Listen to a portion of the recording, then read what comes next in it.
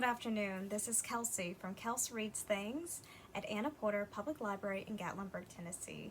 And I'm very excited to be reviewing with you today Love Your Life, an adult rom-com by Sophie Kinsella. This is her latest novel, and I would describe it as a clean romance adult book. There's very little adult content outside of language. Love Your Life is the love story of Ava and Dutch, two people who find each other in a romantic retreat, but soon find that they have a lot of incompatibility. However, with a little bit of love, compromise, and trying to see different perspectives, we come to learn that maybe these two can make it work. Ava is described as spontaneous. She's definitely a hopeless romantic, kind of has her head in the clouds and always up for a new project or venture. Ava is first on a mission to write. She's tired of dating apps, she doesn't believe in algorithms, and doesn't believe in deal breakers. She thinks that you can meet the right person in person, and that certain things such as being a vegetarian or living 10 minutes from the tube in London shouldn't be deal breakers. Dutch can be described as a little more calculating than Ava, definitely a bit more of a serious personality, and he seems to have his life in track. The two meet at the writing retreat in Italy that Ava signs up for in the beginning of the book, and they very quickly tumble into a love affair. But here's the kicker. They're not allowed to ask each other personal questions about themselves. To tackle this obstacle, Ava and Dutch agreed to admit one personal fact about themselves to each other every day that they're on the retreat. It'll help keep them in their lovely bubble without having to burst it, and they don't have to dive too deeply into their own personal lives. When the couple first meet, it seems like they're a match made in heaven. Dutch is charming, easygoing, and relaxed just as Ava is. However, once they get back to London and learn each other's real names, guess I should have mentioned, Ava, when we're in the retreat, is known as Ari, and Dutch in the retreat is known as Dutch. His real name is Matt, and her real name is Ava.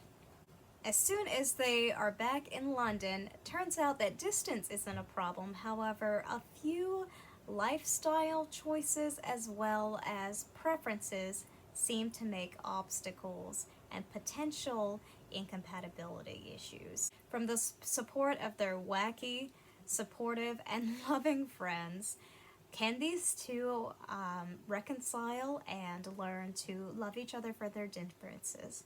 Can they learn to love each other's lives, no matter how drastic in terms of preferences they are? Find out by reading Love Your Life by Sophie Kinsella. So that was my overall description of Love Your Life by Sophie Kinsella.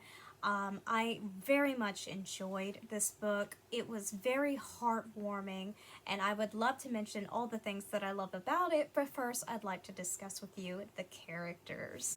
Ava is a hopeless romantic. She's always got her head in the clouds, and optimism is her middle name. Ava can be described as go-getting, inspiring, but also a little bit scattered. Where we have Dutch, or Matt, let's just call him Matt for the time being.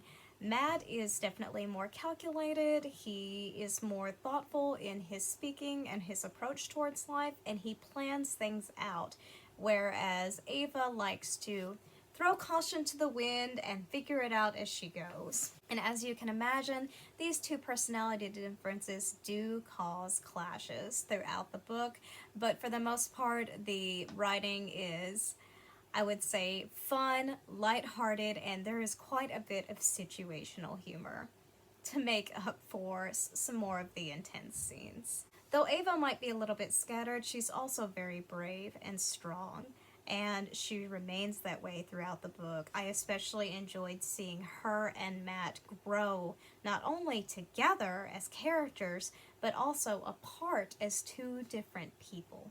Matt, or Dutch, as I mentioned at first, is easygoing and charming, but as soon as he's back in London, his responsibilities, especially those regarding his family, tend to bog him down and make him a little bit of a less fun character. Specifically, he's a little more serious, but he also has a great listening ear, and it's very clear that he loves Ava by the end of the book. Some other characters are the friend groups, and they were both individually hilarious and ridiculous, and it was interesting how they parallel each other as well, and their similarities as well as their differences, and how they each ended up being strengths on both sides. And it's because of friendships that Ava and Matt are able to really come together. Some things that I specifically liked about the book itself included the pacing and writing. The writing was very casual, but at the same time there were definite quotes that I selected, such as things that just sprang out to me that I thought were very wise and inspiring and optimistic.